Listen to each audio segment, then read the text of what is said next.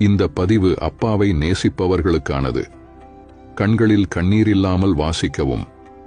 அப்பா என்ற ஆணழகனுக்கு அழத் தெரியாது. குடும்பத்திற்காக மாடாய் உழைத்த போதும், பிள்ளைகளின் பசியாற்ற ஓடாய் தேய்ந்த போதும், என்னடா வாழ்க்கை இது என ஒரு நாளும் அழுதிருக்க மாட்டார். மனைவியை நெஞ்சில் சுமந்து, பிள்ளைகளை தோளில் சுமந்து, குடும்ப பொறுப்புகளை தலையில் சுமந்து, போகும் வழி தெரியாமல் விழிபிதுங்கி நின்ற போதும், தான் கலங்கினால் குடும்பம் உடைந்துவிடும் என கல்லாய் நின்றவர். நாம் அவரை கல்லெனவே நினைத்துவிட்டோம். அம்மாவிடம் ஒட்டிக்கொள்வோம், அப்பாவிடம் எட்டி நிற்போம், முகம் கொடுத்து பேசிய வார்த்தைகள் சொற்பம் என்போம். ஆனால் தோல்வியில் துவளும் போது பிடித்து கொள்ள அப்பாவின் கைகளை தான் முதலில் தேடுவோம்.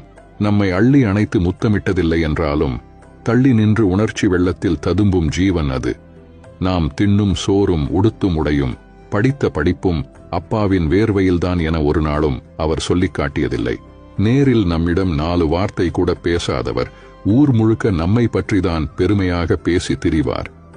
அம்மாவின் பாசத்தை அங்கலாய்க்கும் நாம் அப்பாவின் பாசத்தை உணரக்கூட இல்லையோ? நமக்கு மீசை முளைத்தால் அவர் குதூகலிப்பார்.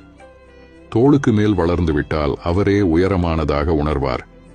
வாழ்க்கையில் நம்மை முன்னே நடக்கவிட்டு பின்னே நின்று பெருமிதத்துடன் ரசிப்பார். நம் வாழ்க்கையின் பின்னால் அப்பா எப்போதுமே இருப்பார்.